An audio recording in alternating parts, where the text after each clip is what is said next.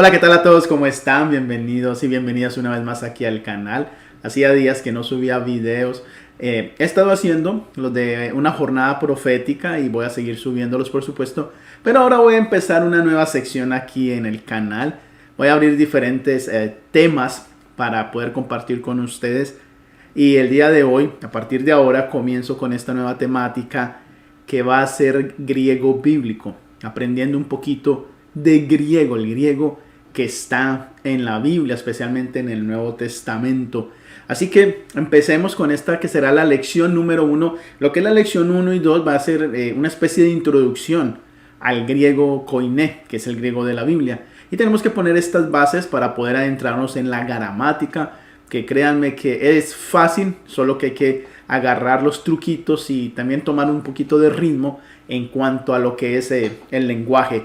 Así que la primera pregunta que les haría es, ¿por qué estudiar griego? En el Nuevo Testamento nosotros podemos ver que fue escrito en griego koiné. Ya ven que el Antiguo Testamento fue escrito en hebreo, pero el Nuevo Testamento fue escrito en griego koiné.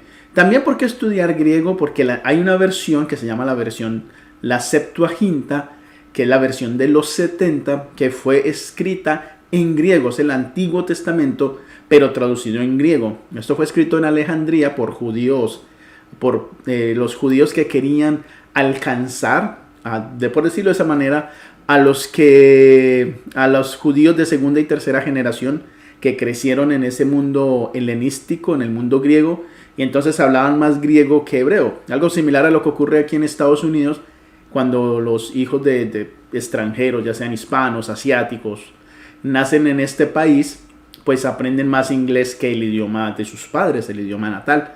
Entonces, en las iglesias prácticamente para poder alcanzar, por ejemplo, en nuestras iglesias hispanas, para poder alcanzar a estos muchachos tenemos que hacer una combinación entre cultura hispana, cultura estadounidense, e inglés o spanglish, y combinar todo eso para poderlos alcanzar. Lo mismo sucedía en estos tiempos. Por eso se tradujo el Antiguo Testamento en griego y se le llamó la Septuaginta, que es la versión de los 70. Usted la va a encontrar por lo general con los números romanos LXX, que es 70. También estudiamos griego para poder comprender otros escritos de esa época, por ejemplo, como eran las obras de Flavio Josefo, un escritor e historiador judío. También de Filón de Alejandría, un filósofo judeo-griego, por así decirlo, greco-judío. También porque los padres apostólicos escribieron en griego y algunos padres de la iglesia prenicena. Prenicena significa antes del concilio de Nicea del 325. Ellos escribieron en griego, por eso estudiamos griego. Pero también, ya algo más personal, es para tener una mejor intimidad con la palabra de Dios. Y es que qué mejor que uno entender el lenguaje de Dios en su idioma, que en este caso es el griego. Dice en 2 Corintios, esto es un ejemplo que les voy a poner. En 2 Corintios 4:17 dice en la Reina Valera del 95 lo siguiente: porque esta leve tribulación momentánea produce en nosotros un cada vez más excelente y eterno peso de gloria. Lo leemos y dice que así a simple vista, porque esta leve tribulación, dice Pablo, y es una tribulación momentánea, produce en nosotros, y mira lo que dice, un cada vez más excelente y eterno peso de gloria. Lo que sucede es que en griego dice un poquito diferente. En griego aparece la expresión kat hiperbolen, eis hiperbolen. Hay dos palabras que se repiten, hiperbolen, hiperbolen. Ahora vamos a ver qué significa esto. Porque la Reina Valera lo traduce de esa manera, pero ¿cuál es la traducción correcta? Una traducción más cercana al original, a lo literal sería: porque esta leve tribulación momentánea nos prepara un eterno peso de gloria que ni todas las hipérboles del mundo juntas podrían describir. Es muy interesante cómo cambia el asunto, y ahora nosotros podemos investigar un poquito más a profundidad qué significa eso de las hipérboles y cómo es que todas esas hipérboles juntas no pueden describir ese peso de gloria. Por eso se traduce de esa manera el kat hiperbolen e is hiperbolen. La Biblia de las Américas, y esto se lo recomiendo a muchas personas, es la Biblia que quizás más se acerca a los originales. Es una Biblia bastante literal. Dice allí, pues esta aflicción leve y pasajera nos produce un eterno peso de gloria que sobrepasa toda comparación. Ven cómo lo pone la Reina Valera, dice que sobrepasa toda comparación, es decir, las hipérboles, que son comparaciones, no pueden compararse con ese eterno peso de gloria. Hablemos un poquito de la historia del idioma griego. Comenzamos con el griego clásico entre el año 1000 al 330 antes de Cristo. Es el griego de los filósofos, el griego de Platón, el griego de Aristóteles. Luego aparece en la escena el griego koiné en el año 330 antes de Cristo hasta el año 330 después de Cristo. Luego aparece el griego bizantino entre el 330 después de Cristo y el año 1453. Luego aparece en escena el griego moderno, allí en el 1453 después de Cristo a nuestra era. O sea, usted va a Grecia y hablan lo que se conoce como el griego moderno. Ahora, el griego koiné, que es el griego de la Biblia, del Nuevo Testamento y de la versión de la Septuaginta, se conoce como griego koiné porque koiné es un adjetivo femenino de la palabra koinos, y koinos significa común. En otras palabras, griego koiné es griego común, es el griego del pueblo. Este griego era un dialecto que emergió debido a la convergencia de las diferentes culturas, produciendo un cambio en el griego clásico. El griego clásico era de una manera, pero luego por tanta mezcla de culturas surge el griego koiné. En otras palabras, el español se combina con el inglés y surge el spanglish. Así que, o el japoñol en Japón, cuando se mezcla un japonés con un hispano, pues se mezcla y sale japoñol. Dicho cambio conllevó a la pérdida del refinamiento del griego clásico. El griego koiné es el mismo griego helenístico que hablaba Alejandro Magno. Aprendemos griego, dice 1 Corintios 1:31, para que, como está escrito, el que se gloríese en el Señor. Es decir, aprendemos griego no por saber más que otros, sino para darle la gloria a Dios. Porque ¿quién te hace superior? ¿Y qué tienes que no hayas recibido? Y si lo recibiste, ¿por qué te glorías como si no lo hubieras recibido? Esto dice 1 Corintios 4:7. Todo lo que hagamos lo hacemos para la gloria de Dios. Todo sea para Dios. Dice 1 Corintios 10:31. Todo lo que hagáis, hacedlo para la gloria de Dios. Lo mismo dice Colosenses 3:17. Ustedes pueden ir a ver esos versículos. Ahora los voy a invitar a que le demos una miradita al alfabeto griego. Y esta ya es la tarea de ustedes. Aquellos que quieran aprender griego, pues esta va a ser la tarea que cada uno va a tener en sus casas. Y es aprenderse el alfabeto griego. ¿Cómo lo vamos a aprender? La mejor forma de aprenderlo es practicando.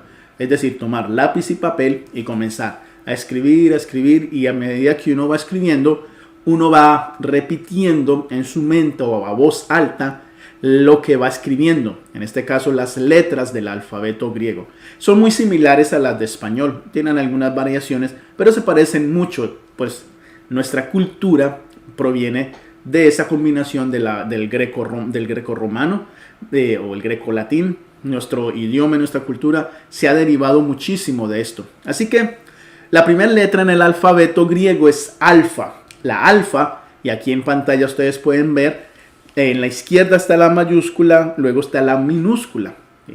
Por lo general el que más se usa es la minúscula, pero necesitamos también aprender las mayúsculas porque hay algunos manuscritos que vienen en mayúscula. Los rollos, esos manuscritos de pergamino, de papiro, muchos de ellos fueron escritos en mayúsculas, y si queremos quizás darle una miradita a esos documentos, pues vamos a tener que aprender las letras en mayúscula también. Así que tenemos la alfa y se pronuncia como A en alas, la A en alas. Lo que pasa es que cuando yo aprendí esto aquí en Estados Unidos, lo aprendí en inglés, por supuesto, y es muy diferente en inglés que en español, cambia un poquito, pero el griego se parecía mucho al español en su pronunciación.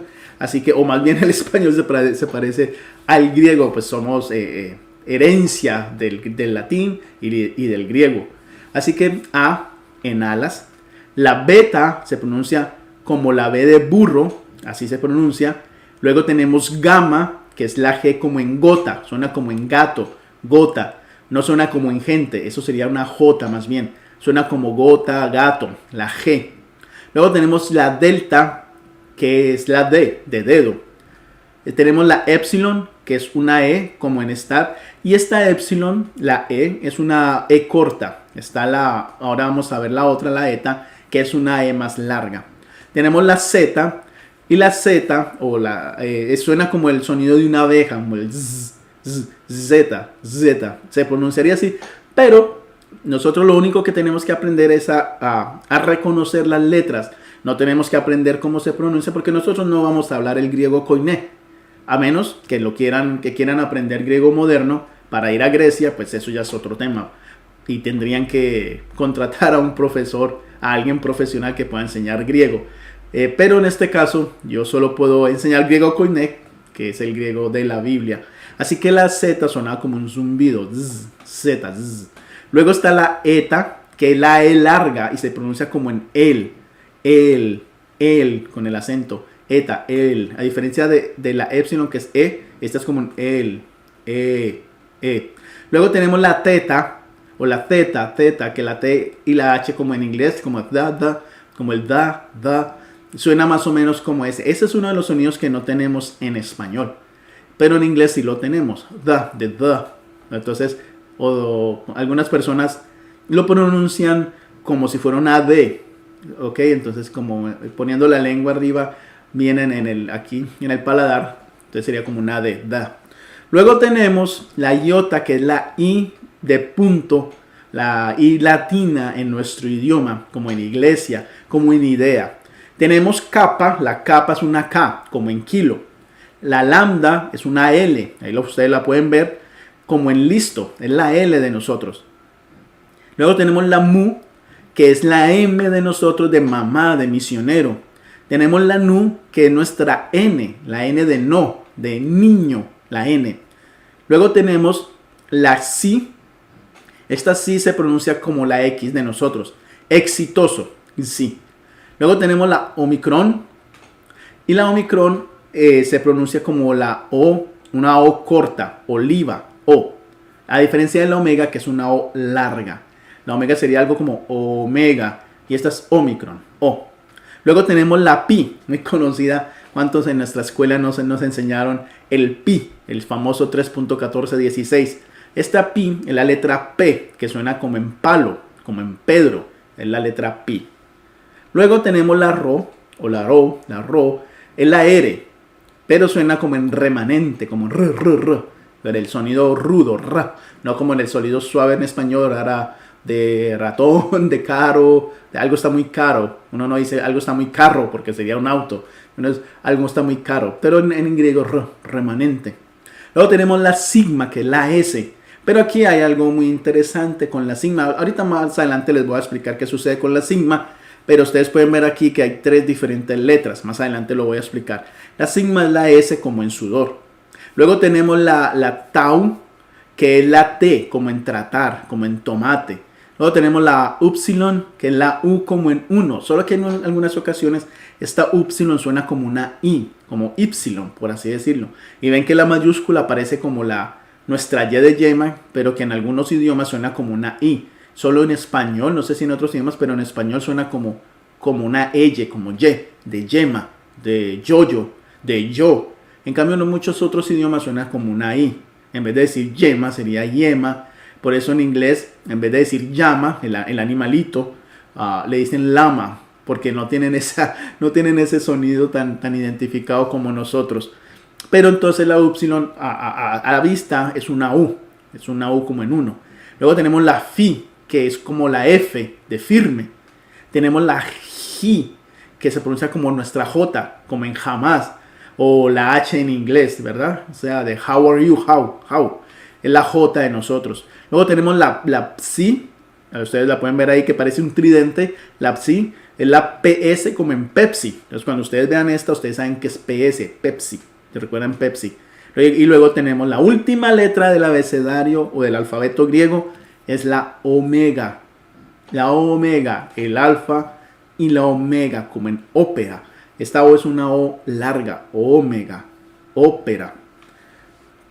Seguimos entonces ahora con lo que les quería decir para acotar un poco más sobre el alfabeto.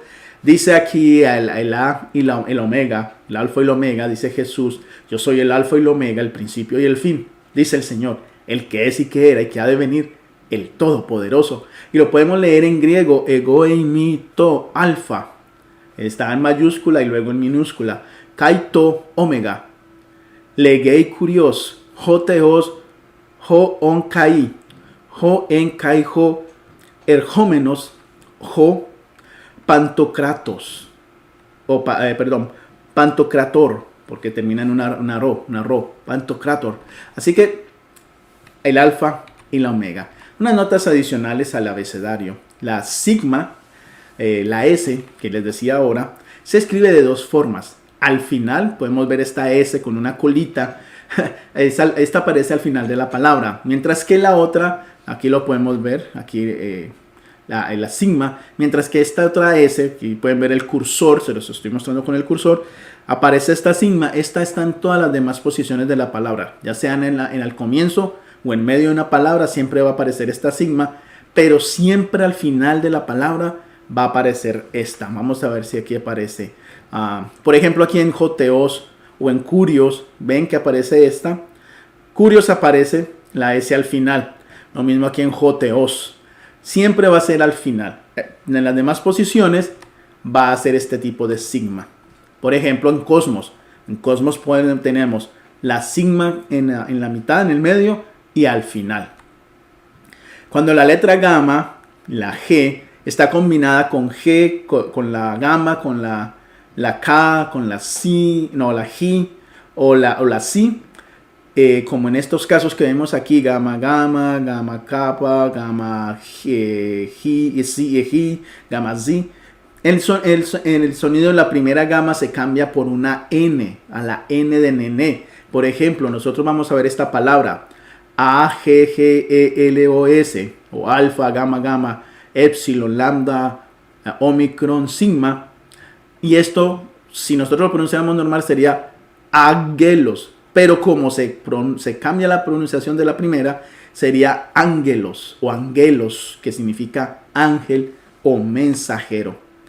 En griego hay 7 vocales. La alfa, la epsilon, la eta, la iota, la omicron, la upsilon y la omega. 7 vocales a diferencia del español que tiene 5. Ahora tenemos que tener cuidado con las siguientes letras. Es que hay 6 letras que podrían confundirse en el castellano y hay que hacer la diferencia.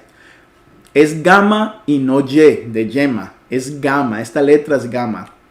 Esta es la letra E, no la letra N. Hay que saberla distinguir. La mu. La M es una mu y no la U en español. Luego tenemos que esta letra que ven aquí es la letra, la NU, en la N en nosotros, no la V, que se parecen. Podríamos confundirnos. Y la RO, en la R, no la P. Podríamos confundirnos también porque se parecen. Así que tengamos cuidado. Y la O, la omega, es una O, no es una W.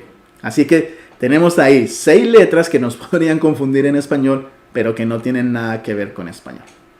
Vamos ahora a hablar del diptongo. De acuerdo a la RAE, la Real Academia Española, su diccionario, un diptongo es una secuencia de 2 vocales diferentes que se pronuncian en una sola sílaba. Por ejemplo, aire, puerta. En griego los diptongos terminan siempre en upsilon o en iota, como en ai. Se parece a nuestro ai, a la expresión, al verbo de haber, ai.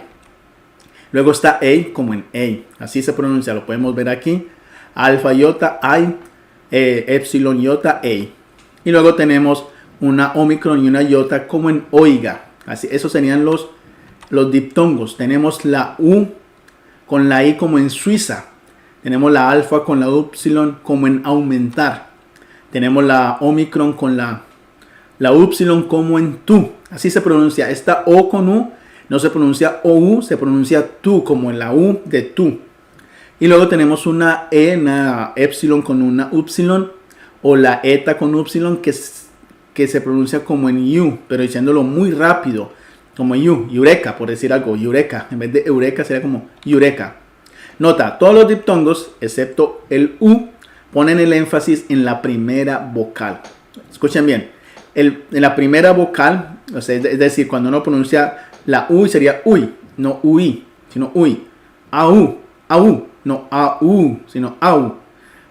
O-U, esta sería U, en la última en la U, así que se ponen. Pero como les dije anteriormente, no vamos a hablarlo, solo lo queremos es identificar para poderlo traducir. Hay algo que en griego se llama la iota suscrita. Es una pequeña iota, una I, que se pone al final de las vocales. Y es que en griego esta categoría es una categoría de diptongos que se le llaman diptongos impropios. El diptongo impropio consiste en una vocal con una iota pequeña abajo que se conoce como iota suscrita. Aparece, ustedes lo pueden ver aquí, aparece aquí la alfa con la iota abajo, la eta con una iota debajo o la omega con la iota debajo. Esa iota que está ahí debajo es la iota suscrita. No afecta en nada la pronunciación. Cuando ustedes ven esto, lo están leyendo, no tienen que pronunciar oí o ahí o ahí, no. Simplemente es en la traducción donde sí afecta porque marca algunas cosas que vamos a ver más adelante. Siempre se pronuncia, por ejemplo, la A con la iota suscrita se va a pronunciar como una alfa normal, A. La iota suscrita, entonces tenemos aquí en esta tabla la A más la iota o la alfa más iota se transforma en este diptongo. La eta más la iota se transforma en este otro. La omega más la iota se transforma en este otro diptongo. Mateo 11:12 nos muestra algunos diptongos que aparecen aquí en pantalla y están en rojo y ustedes lo pueden ver allí. Allí dice jo de Ioannes acusas en to desmoterio ta erga tu Christu pensas diaton mateton autu. O sea, ahí tenemos cómo se vería entonces los diptongos. Esto sería, luego vamos los que no son diptongos. En los que no son diptongos podemos ver aquí en Ioannes, que es Juan, vemos que hay una iota, una omega y una alfa. Ahí no hay ningún diptongo. Vemos que luego en desmoterio, o desmoterio, sí, porque tiene acento en la I, no hay diptongo tampoco porque es una iota y luego una omega con una iota suscrita. Luego en dia tenemos una iota con una alfa, pero tampoco diptongo. Así que hay algunos que son diptongos y otros que no. Podemos también ver las suscritas. En omega hay una iota suscrita en las dos omegas que aparecen aquí, tanto en to como en desmoterio. Ahora vamos a ver otro aspecto de la gramática. Es el acento y el espíritu. Y es que en griego koiné hay tres acentos. Está el acento agudo, está el acento grave y está el acento circunflejo. Esto es importante, pero es muy importante tanto para la traducción como para la pronunciación, solo que nosotros no sabemos cómo se pronunciaban. Por lo tanto, solo se acentúan únicamente las tres últimas sílabas y no hay diferencia en la pronunciación. Posiblemente estos acentos indicaban un cambio de tono, como en español. Luego tenemos, por ejemplo, la palabra Christos. Se pronuncia Christos con el énfasis en la O y no Christos, como sería en español, haciéndole el énfasis en la I. Así que afectaba un poco lo que era la pronunciación. La importancia del acento, y es que el acento nos ayuda a distinguir palabras que se escriben igual. Por ejemplo, tenemos un pronombre, es un pronombre tis, que es interrogativo, ¿quién? Y luego tenemos, si ustedes notan, tiene el acento en la iota, pero luego tenemos otro tis que no tiene acento y ese es alguien. Entonces eso es importante. A la hora que estemos leyendo y traduciendo algún pasaje, vemos ese tis con el acento, con la tilde llamaríamos, sabemos que es una pregunta, ¿quién? Pero si lo vemos sin el acento, entonces sabemos que se está hablando de alguien. Por ejemplo, pote es una pregunta, ¿cuándo? Mientras que pote significa alguna vez. Entonces no sé si notan aquí la diferencia entre estas dos palabras. Ahora tenemos, por ejemplo, el artículo determinado jo, que se traduce como él como la o como lo. En el neutro sería lo, en femenino la y en masculino el. Y luego tenemos este otro que tiene el acento, que se parece mucho al artículo, pero con el acento jo, que es un pronombre relativo. Tenemos el verbo eimi, que significa ser, y tenemos eimi, que significa ir, con un acento circunflejo sobre la primera iota. Ahora hablemos del espíritu. ¿Qué es eso del espíritu? Los espíritus son signos utilizados en las palabras que empiezan por vocal o diptongo. El espíritu suave, tenemos el espíritu suave, ustedes lo pueden ver, es como una comillita sencilla, pero como si estuviera cerrando la comilla. Y este no altera su pronunciación. Por ejemplo, en iota, lo pueden ver, estamos viendo en la pantalla iota. Luego tenemos el espíritu rudo o el espíritu áspero. Eso es como cuando se abre las comillas, una sola comillita, y suena como la J en español. Se transcribe como una J. Por ejemplo, en esta palabra jamartía, vemos que la alfa tiene el espíritu rudo. Uno no lo traduce ni lo pronuncia amartía, sino que al tenerlo es jamartía, que significa pecado. Cuando la palabra inicia con un diptongo, el espíritu y el acento se colocan sobre la segunda vocal del diptongo. Por ejemplo, en eurón, o geurón, perdón, porque lleva el acento, el espíritu rudo, geurón, que significa he encontrado. Si ven, tanto el espíritu rudo como el acento circunflejo va sobre la segunda vocal, porque es un diptongo. Ahora hablemos de los signos de puntuación. La puntuación en griego es muy similar a la puntuación en español. Sin embargo, hay dos diferencias. Aquí vemos el punto que está sobre la línea, se ve como un punto normal y se colocaba al finalizar una oración. Luego tenemos la coma. La coma es una pequeña pausa dentro de la oración. Luego vemos otro punto, pero este punto no es sobre la línea, sino que es sobre la línea. Cuando veamos un punto sobre la línea, no en la línea, sino sobre, esto será un punto y coma o también dos puntos, y son una pausa prolongada dentro de la pronunciación. Y luego tenemos el punto y coma. Cuando en griego encontremos punto y coma, eso significa signo de pregunta. Son los signos de interrogación. Así que estamos leyendo algo en griego, la Biblia en griego, por supuesto, y vemos que una oración finaliza en punto y coma. Inmediatamente sabemos que es una pregunta. Eso es una pregunta. En el griego koiné, vamos a hablar ahora del apóstrofo, podemos encontrar un signo similar al apóstrofo conocido como elisión. El elisión es una supresión de una vocal breve o un diptongo al final de una palabra. Cuando la siguiente empieza por vocal o diptongo, el signo es similar al espíritu suave. Por ejemplo, aquí lo tenemos ala ego, pero como ala termina en alfa y ego empieza en épsilon, son dos vocales, entonces a la se le pone este elisión, este apóstrofo, para cosas de la escritura, emitir y no evitar la redundancia de las vocales. Ahora vamos a hablar de la diéresis. En griego también hay diéresis, lo mismo que en español. Cuando dos vocales normalmente forman un diptongo, se pronuncian separadas. En estos casos, una diéresis, que son los dos puntitos de arriba de la U, es colocada sobre la segunda vocal. Por ejemplo, en esta palabra, Esaías, que se pronunciaría Esaías, ese nombre Esaías, se pone lo que es la diéresis para separar los diptongos. Ahora vamos a hacer una tareita aquí.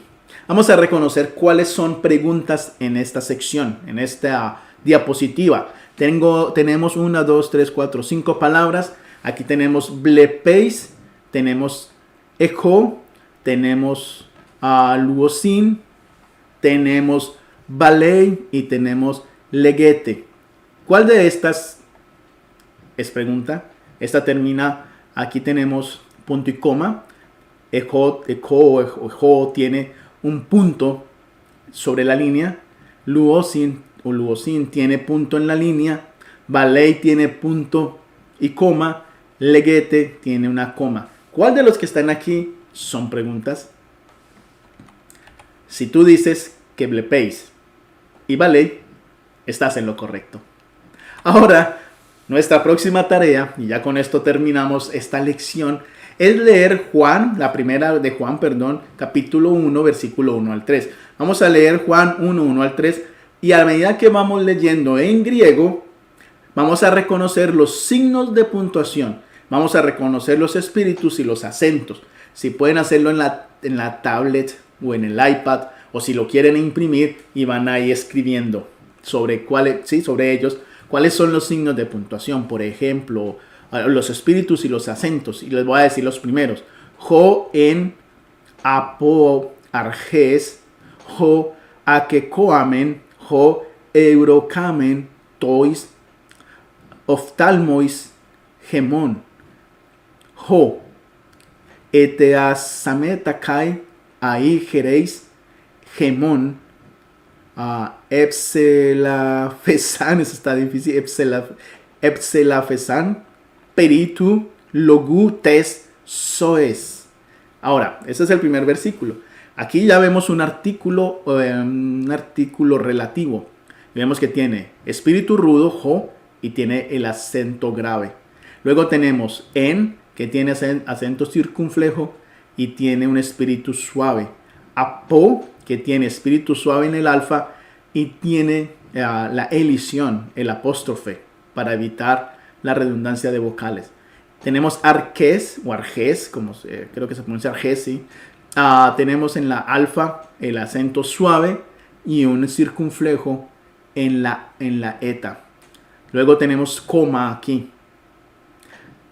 El resto se los dejo a ustedes. Así que espero que les haya gustado la lección de hoy, que se animen a estudiar griego conmigo. Pausen el video si no entienden algo, si tienen alguna pregunta, ya saben, déjenla en los comentarios. Y si les gusta que esté haciendo estas clases de griego, del griego bíblico, voy a tratar de hacerlo lo más sencillo posible. Ahora estamos poniendo las bases, pero si te gustan ya sabes lo que tienes que hacer, ¿verdad? Darle like, darle me gusta, suscribirte si no lo has hecho, compartirlo con otras personas y espero realmente que les guste estas clases de griego. No solo voy a tener clases de griego, más adelante, ya en mis tiempos libres, tengo algún tiempito libre por allí, también voy a comenzar a hacer clases sobre, por ejemplo, las diferentes religiones del mundo o las denominaciones cristianas y tocar varios temas así para que sea de buena información para todos ustedes. Recuerden, aprendemos griego para tener una intimidad más profunda con Dios y para darle la gloria y honra a nuestro Dios. Así que, una vez más, espero que les haya gustado. Nos encontraremos en el próximo video. Que Dios les bendiga. Hasta pronto.